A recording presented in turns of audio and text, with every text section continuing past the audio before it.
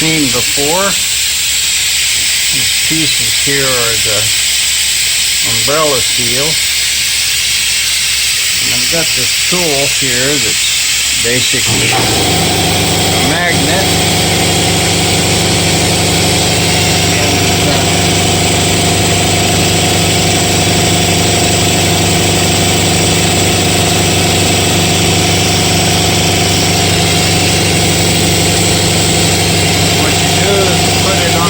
Of the spring and hit it with a hammer. The magnet catches the keeper and you can pull the spring off. What I've done here, I've just ran air into the cylinder to keep that valve closed. And I'm just going to clean up this old valve seal here. This is the intake valve, so it's sucking, and that's where the oil's going into it. So we're going to have to put up with this air leak because I just welded a collar on, but I don't want that valve to fall down the cylinder. So I'll go ahead and wipe that off and put that keeper on. The seals here, and all I did was just clean that off,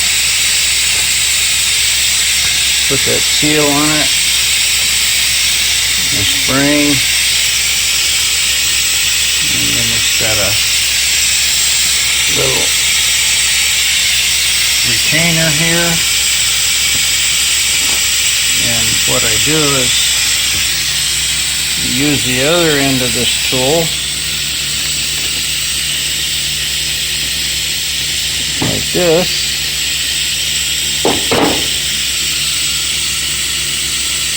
and put the little keepers on this end of the tool and give it a whack, and it'll drive them both in there. See if I can get it set up a little bit. And voila! Keeper's back in. Now all I have to do is put my rocker arm back on.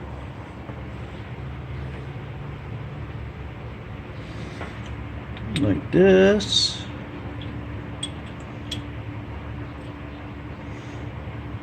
Tighten up my little nut. And these are forged, so you just tighten them down until they stop. And there's one seal replaced. And I just do the same thing on this next intake valve. Blow air into it, take my tool, give it a whack, get the keeper out, put it back in, give it a whack. Sometimes it'll only seat one, but then you can put a bolt or something on it and then use the socket and you can drive it right back down on there. So I'll move on to my next cylinder. Same thing. Couple good whacks with a hammer. If you use one of these tools, I've got a pretty good sized hammer here. A couple pounds. Don't be ashamed to use a little force because you really got to hit them pretty good. And I'm just using old engine oil in here to lubricate this. If this is a new motor, I would be doing it different, but it's not. So I just slide the seal on. Put the spring and the thing back.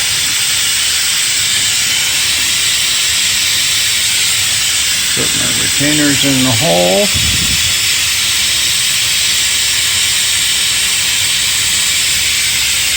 And then I'll just take my little tool here, give it a whack. That should seat it. Back in. what's happening is these little retainers are not going all the way down with the tool, so I just put a little 3/8 socket on them, give it a whack, and it seats them down in there real nice. So now let's get this off of here.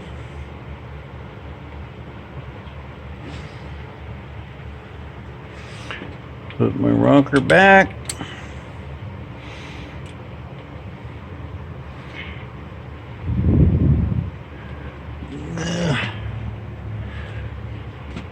Put my nut back on it.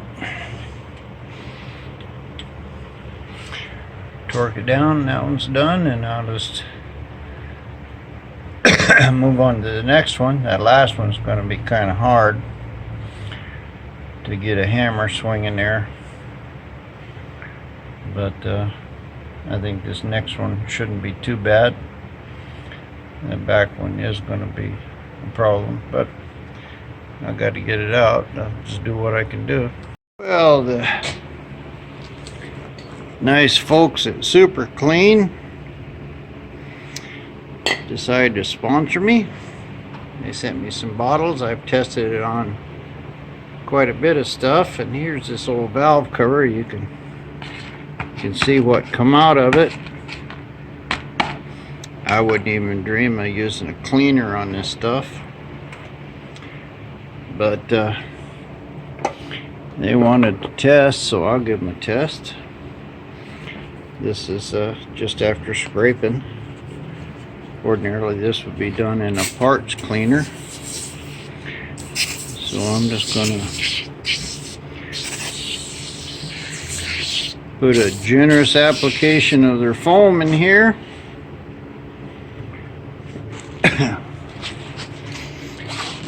Like I said, I wouldn't even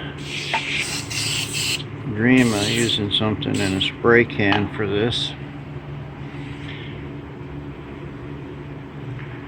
but we'll see what happens. I'll just put it on there and let it soak a little while I'm finishing up these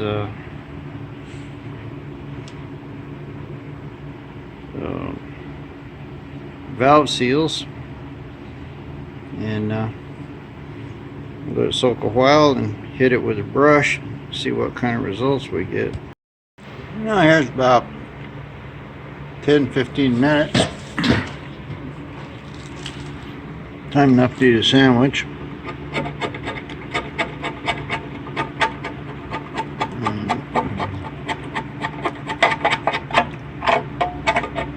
Looks like it's loosening it up some.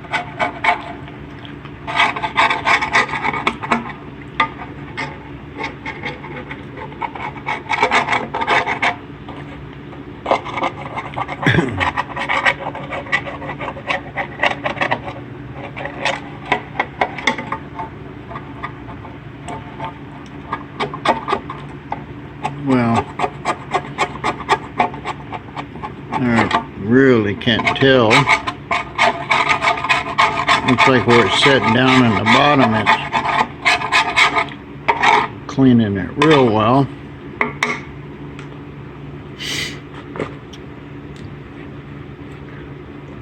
I'm gonna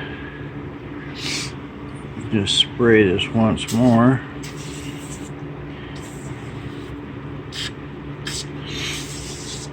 It's dissolving the grease. Like I said, I would never dream of trying to use a spray cleaner, but it does seem to be doing something. So this stuff's $4 or $5 a can, and I don't know what it is actually,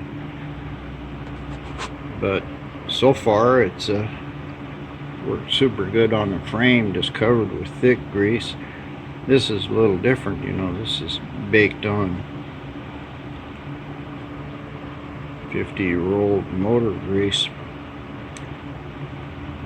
So sure it'll help some. We'll let her soak a little more. I'll do another valve, and then I'll try to hose this out with some water and see what it looks like. Didn't do anything particularly magic. Did clean it up pretty good. And I would just water and a parts brush. So I'm going to try it once more.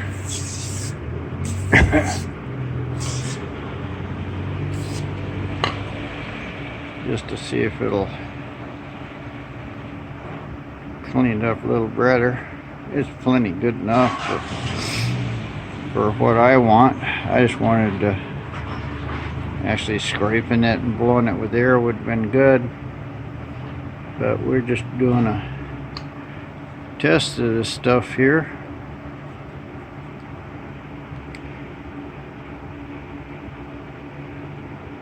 We'll see. That's really not, you know, a very good test or a fair test of that shit, but it's definitely a tough job. They didn't really do too much. You took a little bit more of the grease out, not much. This is probably a little fairer test. This is just greasy handprints and stuff that's on the outside. Just cleaned it up a little bit. I've got to put some got to put a new gasket in it, and since I've got it out here, I might as well throw a little more paint on it, so I'm just kind of using this to clean it up good enough to paint. This head, couldn't really get a hammer in there because I hit my brake cylinder, but I looked around. I was going to make a tool, and I found this thing. I don't know what it is, barbecue fork or something, but it turned out that I could get it under the bolt of the thing and pry the spring down. See there? It's working good on that one. So just break it loose like that, and I sure can't hammer into this. No room at all to swing a hammer. But I'll pull my plug out, blow air into it, take that all loose, and with this thing and a pair of pliers, I can get those. I can get that keeper out of there fairly easy, I think. Anyway, turned out this was a fairly useful tool. I might modify it, but that sharp edge there hooked good under the bolt, and strong enough and a long enough handle to put pressure on the spring. So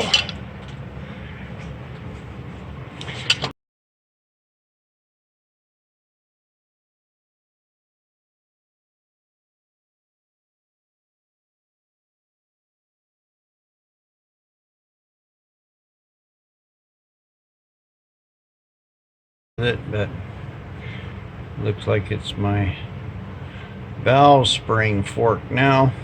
It's pretty funny. You ain't got something to make something else work. Impressed with this, the foamy stuff. I cleaned it up a little, not a hell of a lot. Gas would have done much better, but apparently you can mix this in different strengths. 1-to-1 is supposed to be super strong, and I have a feeling that the spray can there is like 25% or something, and this liquid spray, I'm pretty sure that's full strength.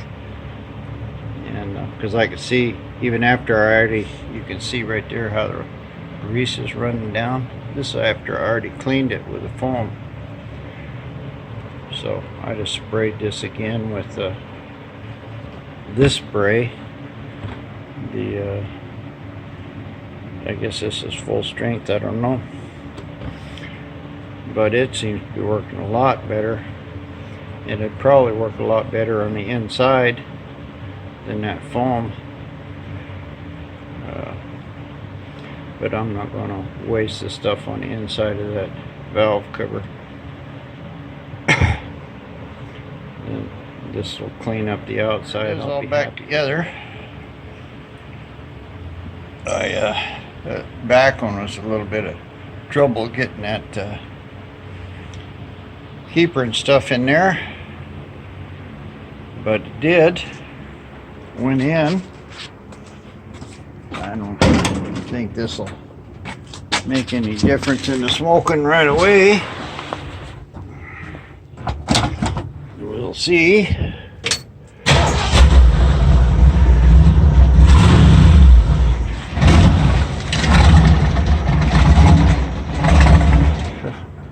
A lot of smoke out of it right now. Died too for some reason.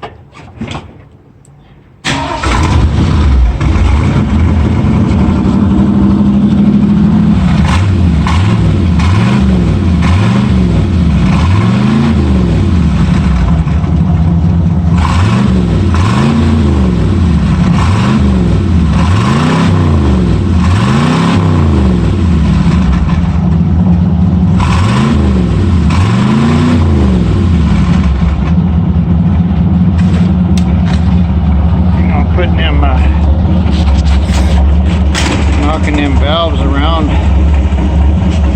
air pressure blowing in it and stuff. Probably got some oil down in there, but I think it's pretty good for the motor being cold.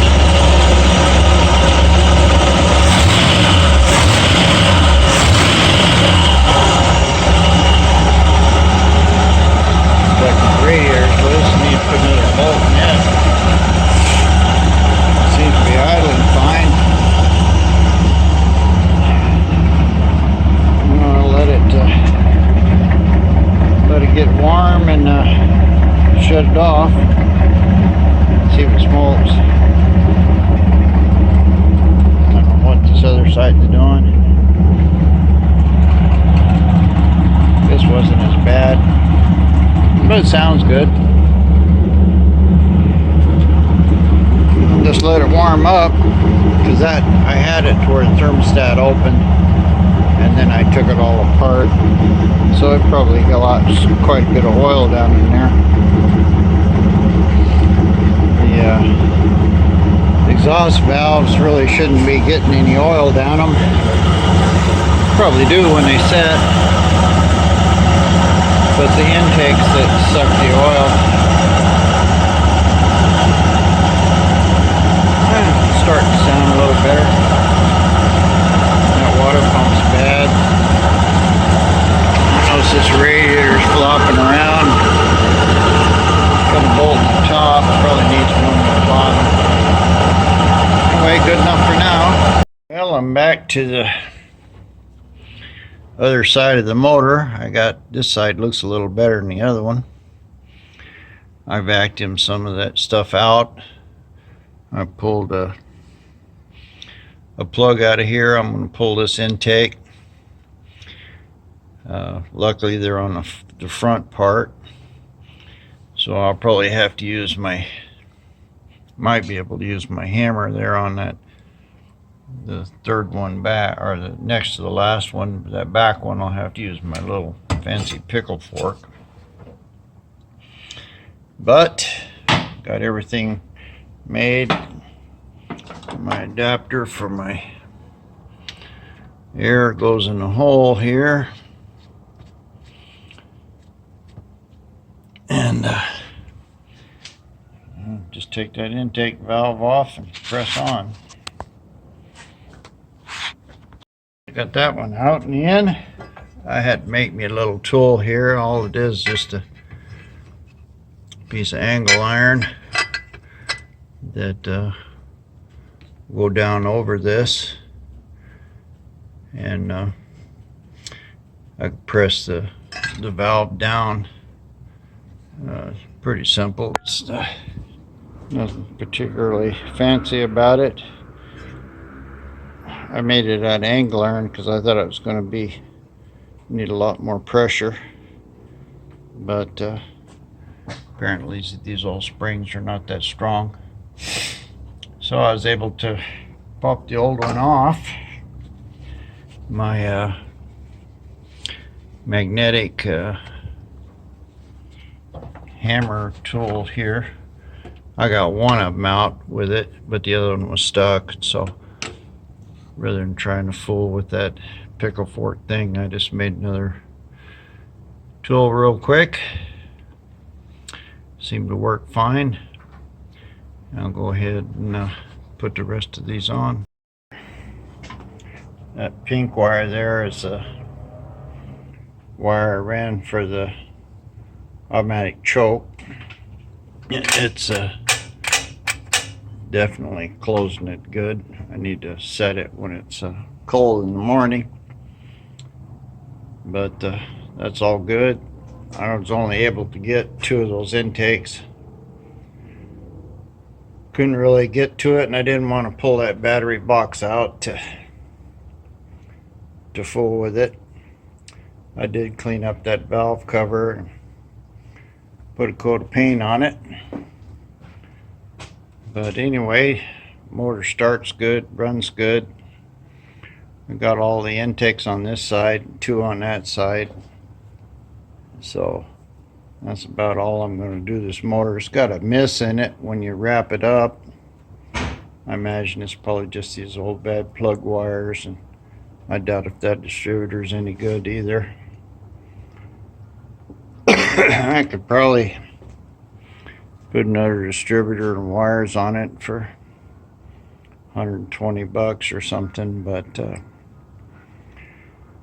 far as running and driving, it runs and drives, and I don't think I'm gonna do anything. Guys, not like I don't have enough junk laying around here to do.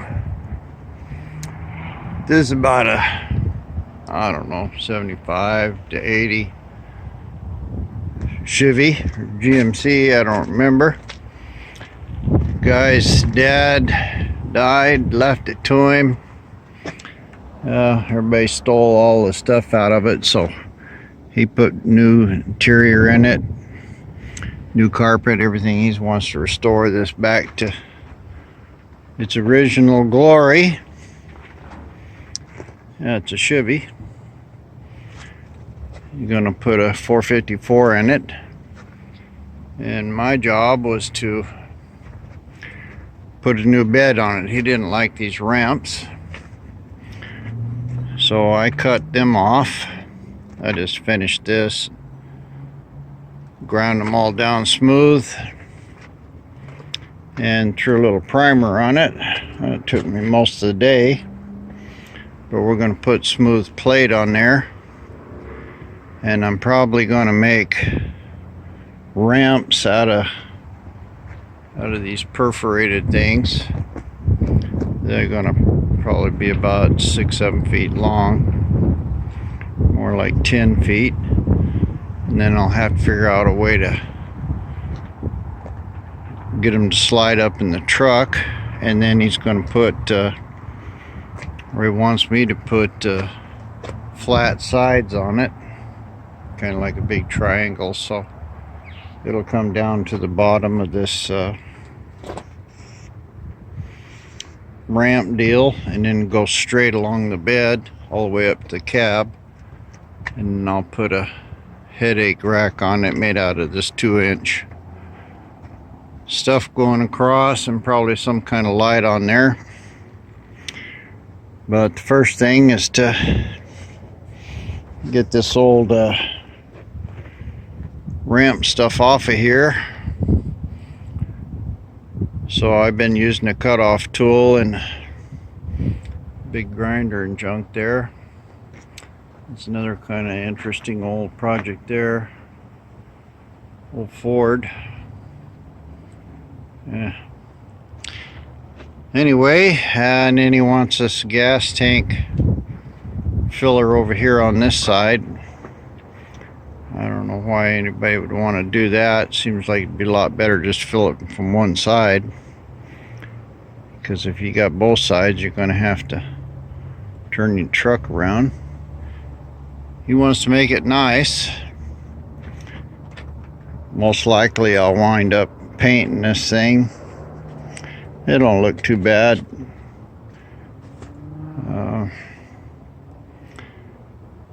Don't know what the deal's going to be with this. Should be a nice truck. He putting a lot of money back in it. His mama gave it to him and told him that he could have it, but he had to make it nice, so he's pouring a pile of money in it. So I'll make him a real nice bed here. Had toolboxes on it. They got stolen. Apparently it was just sitting and everybody started stealing everything. It wasn't bolted down, and some that was. So he needs to have some kind of toolboxes on the side. I'll just make all this out of 1/4-inch steel. But for now, I'll just finish getting in here and cutting this piece out. Luckily it wasn't welded in the middle, but it was up on the very front there, so I had to split these in two to get them off, and that's probably what I'll have to do on this one. I don't know whether I'm going to keep this stuff here. Kind of doubt it. I don't really like the way those are just 3/4-inch plumbing galvanized couplings made on there for his ramp stuff. I'll probably do something else there, but there ought to be some interesting kind of projects here. I didn't even think about it when I cut those off, but when I cut this one, I'll sort of show you how I'm cutting this apart to get these ramps off of here. And don't know how much video we're gonna make of this, but this should be a pretty good project. It's gonna be interesting for me anyway when I put these sides on, and don't know whether we'll have fenders on it. I think we probably should, at least keep the mud down, you know. But this is my kind of next project. I'll see if I can find out what year it is. I think this is probably, I don't know, 70 to 80, somewhere in there. He said he put a 350 in it and he was going to put a 454. We'll see. Maybe I can take that 350 and stick it over there in that little Rambler. That's another one I got to do. Another project. Poor OAMX is just sitting there and sitting there and sitting there. Okay, I got a bunch of these Work Pro cutting discs, some kind of Chinese stuff. They're not cutting real quick like I had some of the blue ones. I don't know what kind they were, but this is a pretty good Makita cutter, and they're cutting and they're not wearing out. It took me one disc to cut all those, and I have a couple inches all the way across there, so I figured it would take me 4 or 5 discs, but it apparently only took me one. I'll guess I give these a good recommendation because I got 20 of them for 10 bucks, I think it was, or 13. 20 for $13, so that's less than $1 a piece, and they seem to work real good.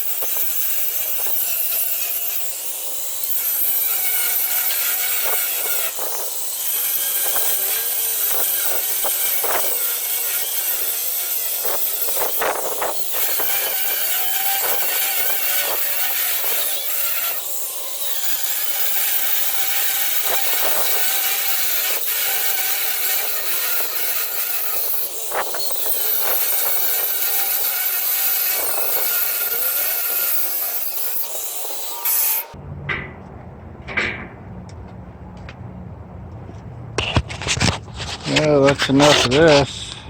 Well, I got this one cut off and split, and it looked like it's welded all along there. So I have to get back in there and cut all these inside welds off, and then that piece will come off like this one.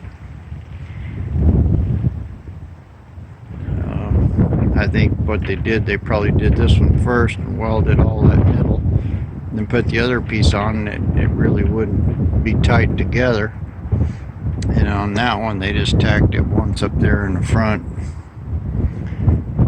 But anyway, I got 1, 2, 3, 4, 5 more welds to cut, and I get this piece off. Sides cut off, primered. Threw them up there on the bed, but it don't look too bad.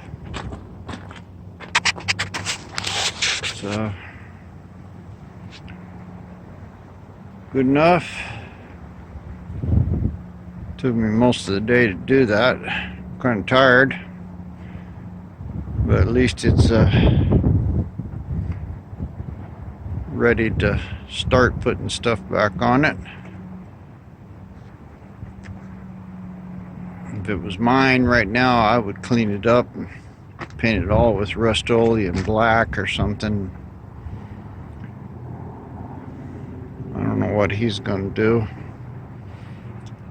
but that's how far we got. Don't have any metal, so I can't do anything else. So kind of end of this video.